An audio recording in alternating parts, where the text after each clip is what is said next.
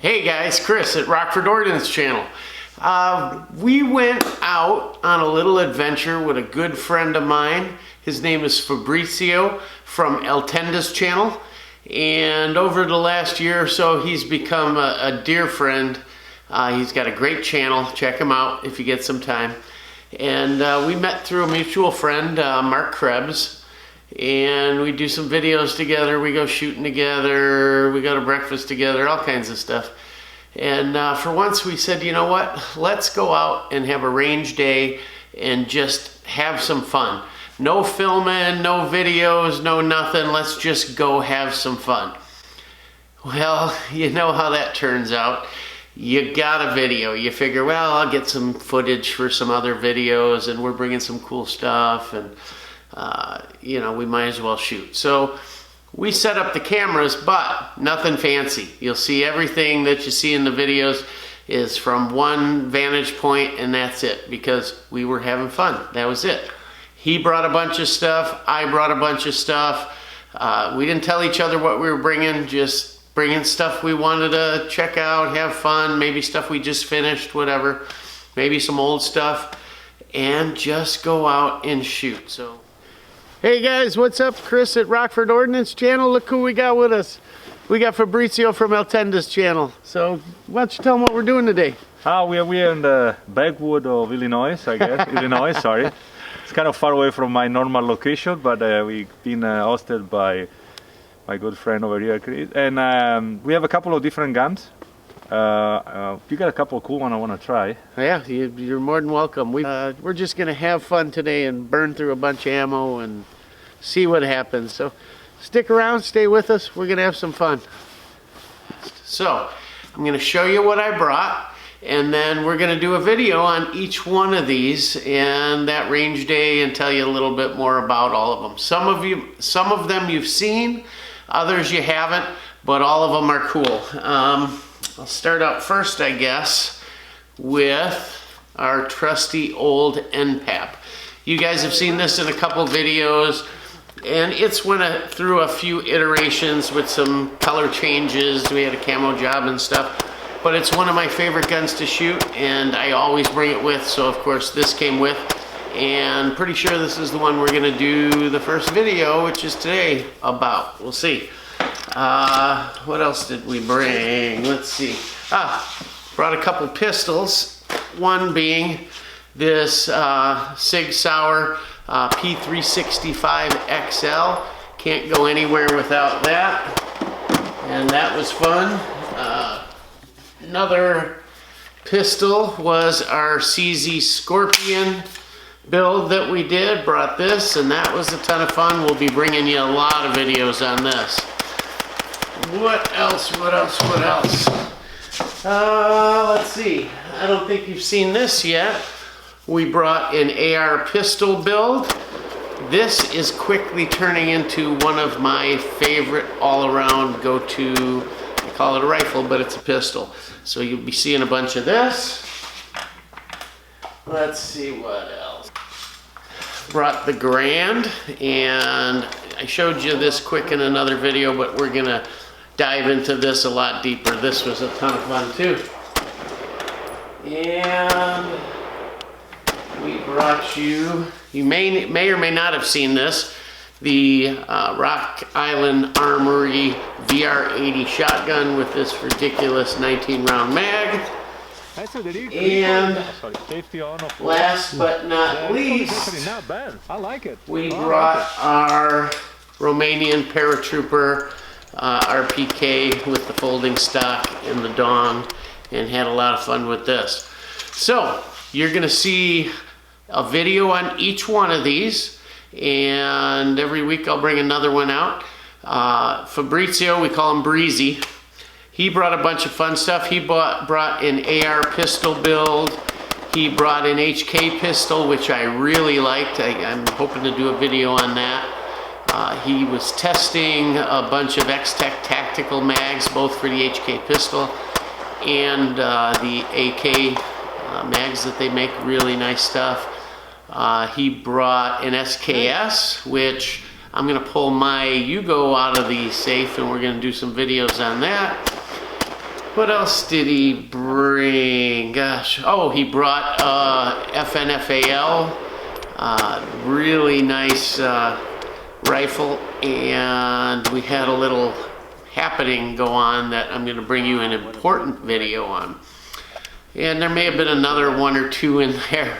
It's hard to keep track. We brought so many and we just shot and had fun. So sorry for the video all being from one perspective, but hey, we need to have fun too once in a while. Not just making videos and worrying more about the camera and the angles and all that than the actual shooting, which we like to do too.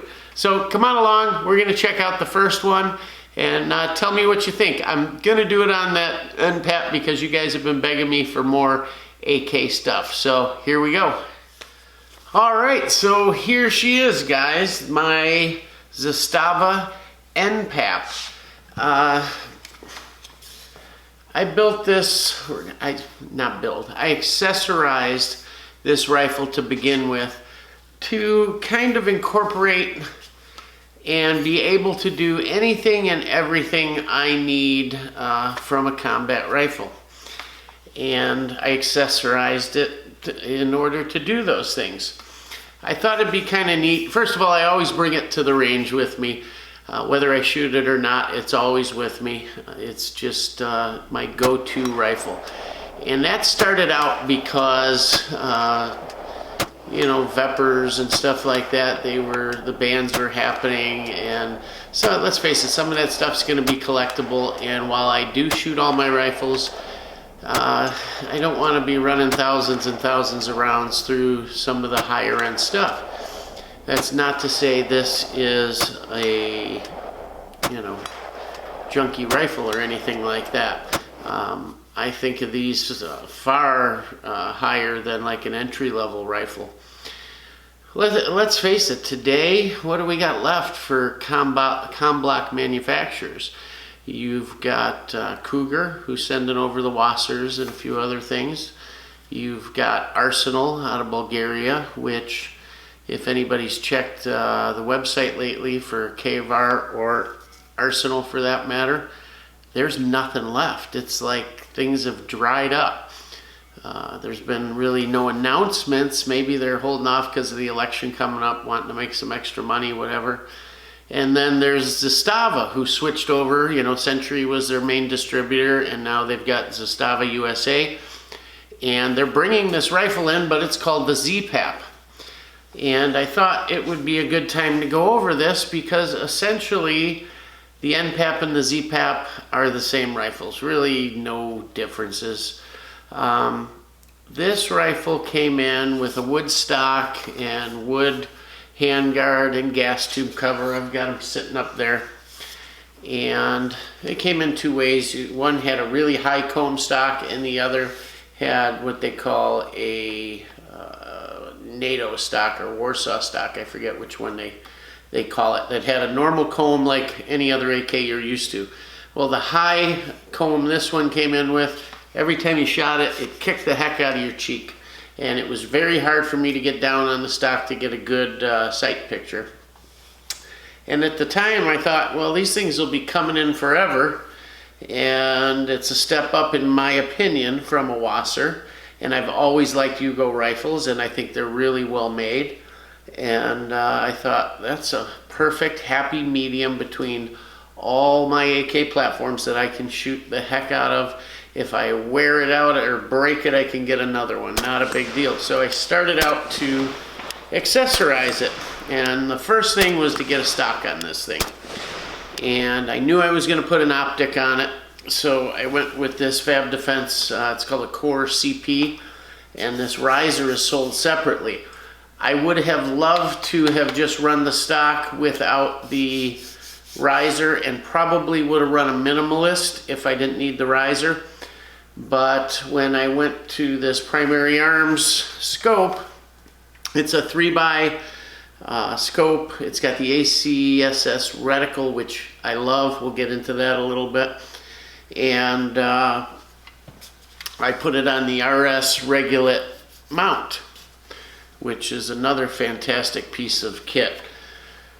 So I put the scope and the mount on, and on this particular flat dark earth scope, unlike the black ones, it comes with a removable riser here. This little tan riser, it's part of the scope, that's removable. And of course I took it off first thing because I thought, let's get that scope down as close to the bore, right? That's what you do. You get your scope as close to the bore as possible.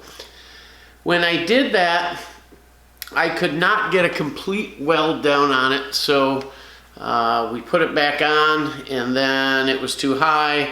I put the cheek riser on, it worked out perfect. So there you go. That's why I have this stock, but it's got a nice rubber butt pad. I like the way it angles down here. It grips really well. You don't worry about it slipping off. You guys will see me shooting a lot, and I shoot elbows up usually when I'm at the range. Because when you shoot elbows up, you got your elbow up, it creates a deeper pocket right here. And that's why you'll see a lot of guys shooting match stuff like Camp Perry and all that, and they're always elbows up. It creates a deeper pocket for the rifle. And it just feels a bit more comfortable. And let's face it, you're not in a CQB situation. Your elbows really don't matter at that point. And it's just more stable. So a couple guys have commented, oh, look at that chicken wing. Well, that's why. When you're at the range, guys, it doesn't matter, and it's more stable. Try it out, you'll see. So, you know, to get the stock on there, we had to, of course, switch over to an M4 buffer tube, and we went with this Definitive Arms, the adapter here, and it fits really well. It's a nice piece. While we're talking about the back of the rifle here, there's been a lot of reports of cracking right between the rivet here and the top cover screw release, whatever you want to call it. There's been some cracking going on, and I'm not doubting that it hasn't happened. I mean, we've seen pictures of it. It has happened. And I thought, oh great, here's the rifle that I want to put thousands of rounds through, and maybe we'll have to contend with this.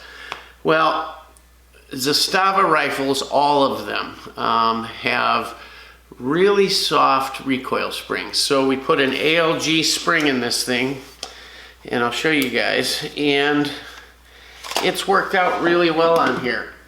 I can't say I noticed much difference in recoil or anything, but I do think it's part of the reason why this receiver is held up, maybe. If you can see, there's in the middle here some coils that are together, and it is stiffer. It's much harder to rack than the other one. The other one was so easy, made the rifle seem just so smooth, you know. But I'd rather protect the rifle, maybe help out with the recoil a little bit, and try out that spring. So that we did. I probably got between 1,000, 2,000, maybe 3,000 rounds with that spring in. It's worked great. I don't keep an absolute accurate count of rounds, but this thing's gotta be 4,000 or 5,000, maybe more on the rounds through this thing, and there's no cracking, no nothing. For a rifle with this round count, if you look at this thing, it looks phenomenal. And I'll put some other pictures in here. This is the same rifle, guys, from the other video. I did a camo job on it using primary arms stencil. That works out really good. It was green, tan, brown, black, just kind of a woodland camo pattern. Then I kind of went to this tan that you see here now. I'll put another picture in. I had the top cover tan, this was tan, tan mag. Here's kind of the iterations. Had the tan motif, and here was the woodland camo pattern that I had going on. And for those of you guys that kind of debate whether or not to paint your rifle, thinking, oh man, it's never gonna be, I can't put it back and it'll look like crap when I remove the paint. Well, this has had 3 paint jobs on it, and take a look at this rifle.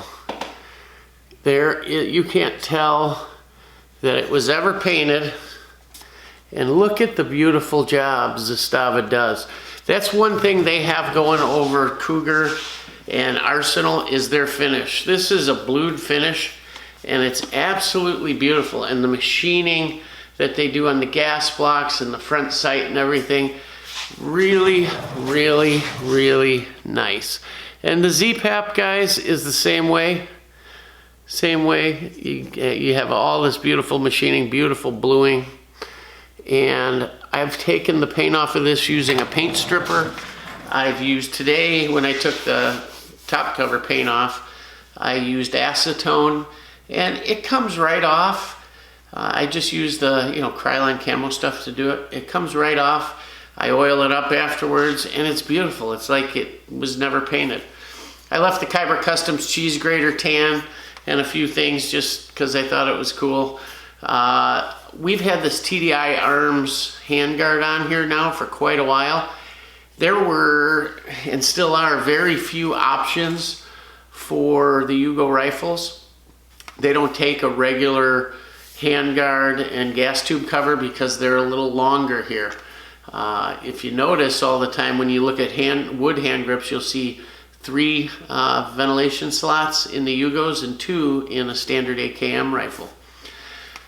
The N-Pap and Z-Pap 2 both have the 1mm receiver. You don't have the bulge trunnions like you see on M70s and some of the other Yugo rifles. While this is still an M70 pattern, it just doesn't have the bulge trunnions. It also has a thinner barrel than like an M70 AB1, AB2, OPAP, etc.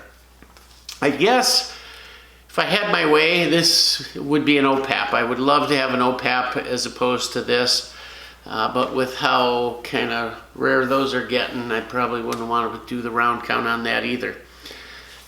Went with a Magpul K-grip. That just makes it a little straighter here. Really nice ALG EL trigger. This trigger, you guys know I put them in all the rifles. Let's do a quick pound test on this. This isn't the ultimate trigger, their UL. This is just their EL. And let's take a look at what kind of pounds this is. It's really, really light.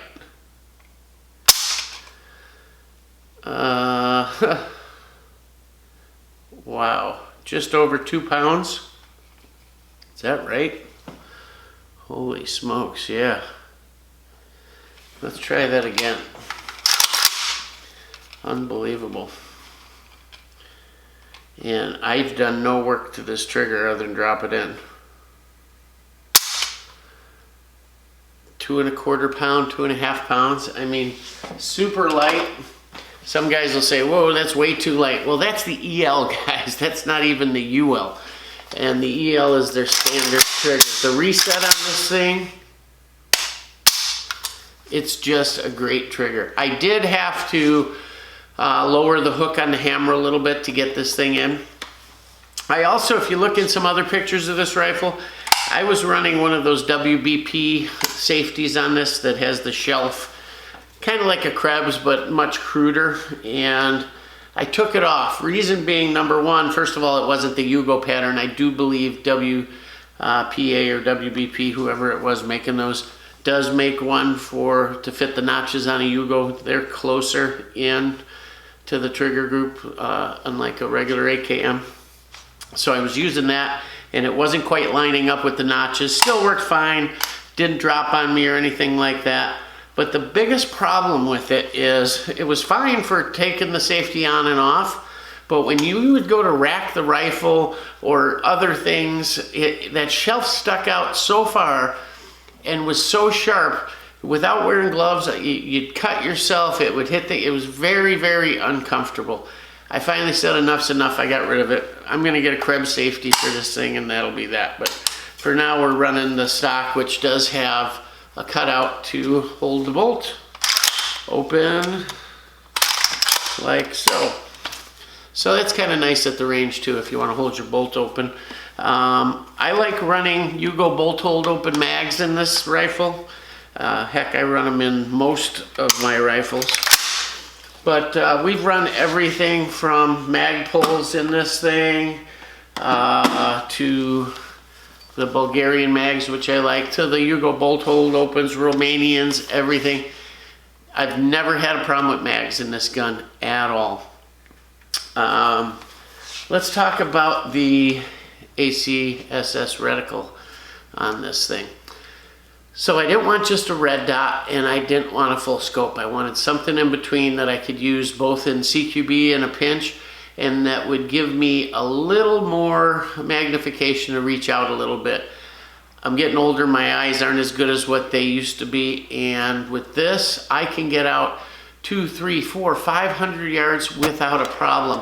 The ACSS reticle in this thing and the chevron is so easy to use, and all the features of it. There's a ranging feature in it. You can adjust your hold for lead for a walking target or a running target, wind, all kinds of things. It's all built right into the reticle, and it is illuminated. 11 settings, nice and bright. But the nice thing is that that reticle's etched into the glass, so if my batteries go dead, I'm still good to go. You can still see it really easy. We all know about RS Regulate mounts. I did the full pick rail, and this is the one for the ACOG mount, and it fits in there really nice and worked out great. Slides on, doesn't move at all.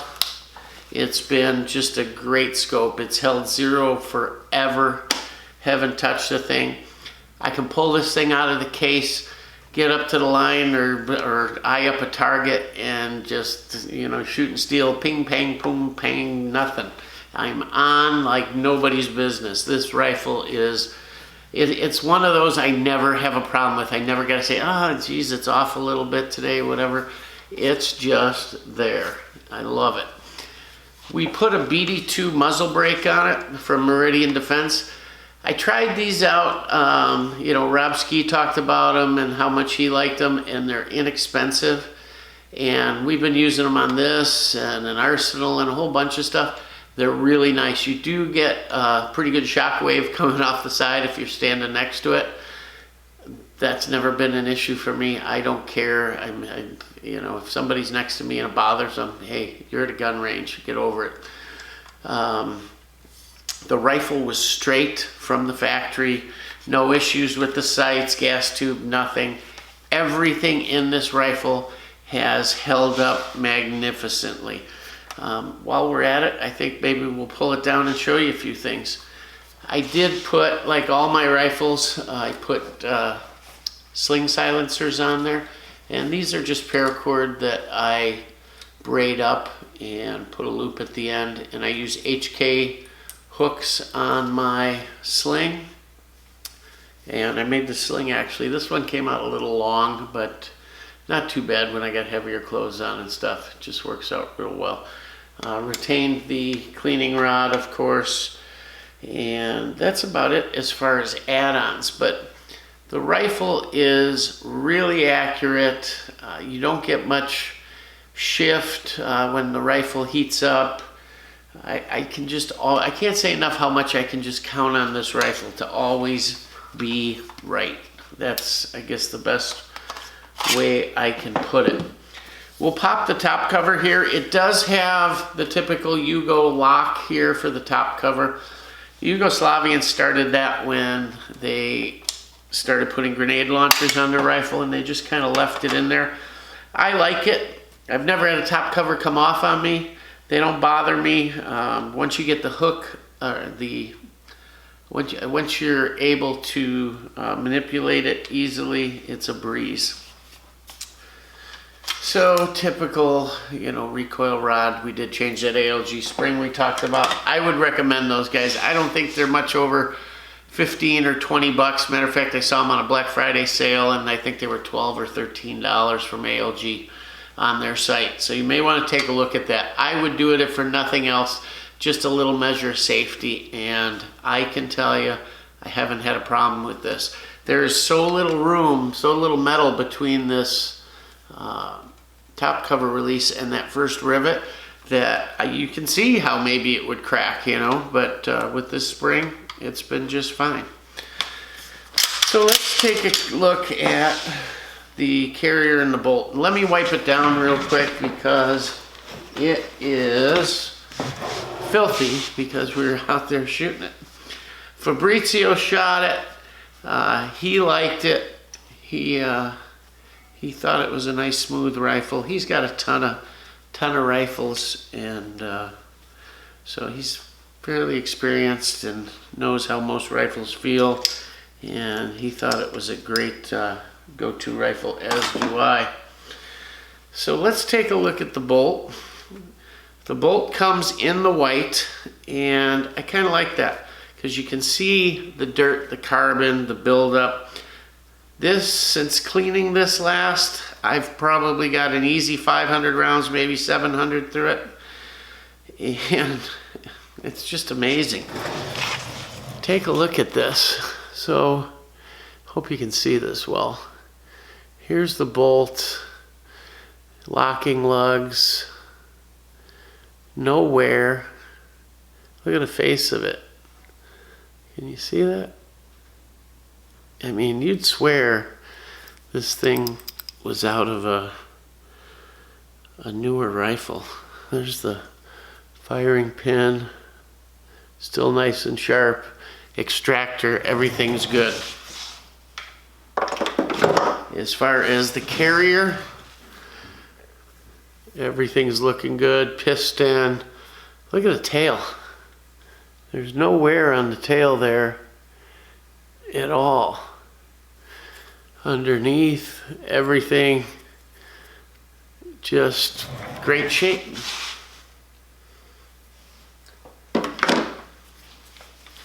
Inside the rifle, when I look at the trunnion, rails, everything, there's just no wear to this thing, guys. I can't get over it. But I guess that's what happens when you have a well-built rifle. Let's see if we can see. I don't know if you can see anything through there. You can see the ALG in there and that hook that I shortened up a little bit. But yeah, I can't say enough about it. If I were going to get a new rifle for a shooter, a range gun, something that I was going to be, really using, the Wasser's not a bad choice, but this thing I think is just a step above.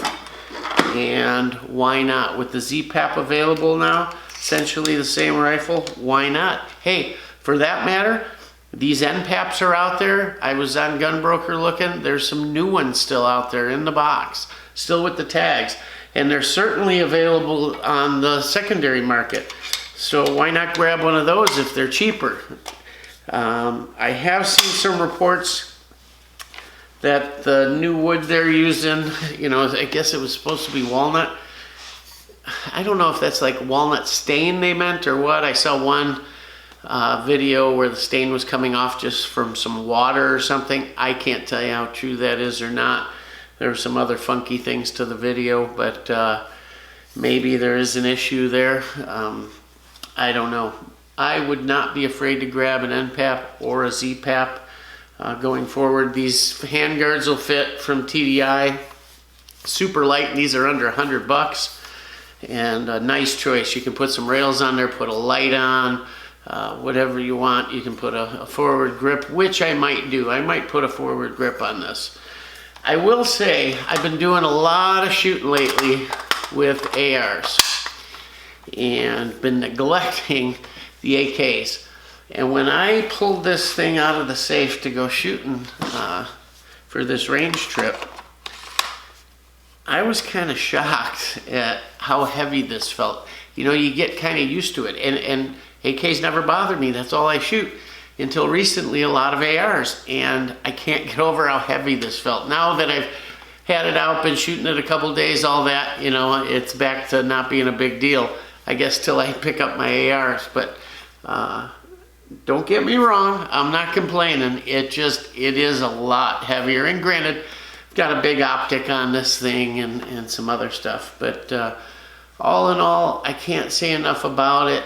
It was a great range trip, and this added to the fun of the range trip. It's always fun to just be able to pull it out, and like muscle memory takes over, you're just popping them targets left and right with no problem.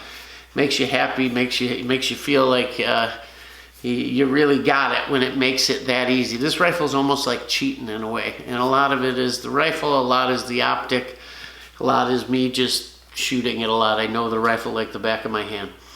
Anyhow, if you guys have any questions, anything you want to see first on these other guns for the second range trip video, let me know what you'd like to see second. I think I know which I'm going to do, but if you guys want to see something else, let me know. If you got questions about any specific part or accessory I put on here, let me know and I'll get some more videos out to you. We're trying to get as many as possible. Also, I'm going to be doing a live stream on Tuesday nights, 7 o'clock Central Time. So check it out. I'm going to get a preview out there, or I forget what you call it, preview, I guess, that will announce it. Come on, check in, grab a cup of coffee, grab a beer, whatever, check in on our live stream, and it's going to be fun. It's just going to be talking and chatting and having a good old time. So check that out. But until then, look forward to our next video. We're having a blast with all this, and we do it for you. So we'll see you soon. As always, Rockford Ordnance out. What did you take? You want to try this one? Want me to load this for you? DHK? Yeah.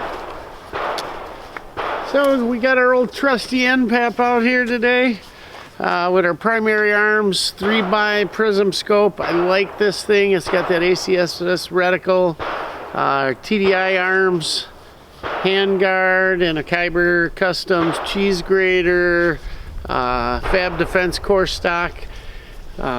It's just set up just the way I like it. This is just an everyday go-to rifle. I bring it to the range all the time. It's a ton of fun to shoot. Let's have a little fun.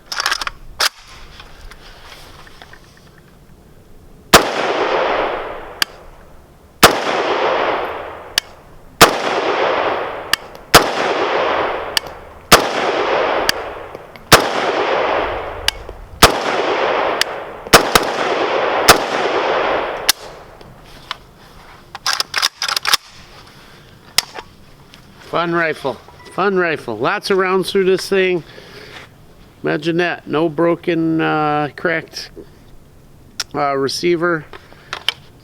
Just always runs. I never have to worry about it.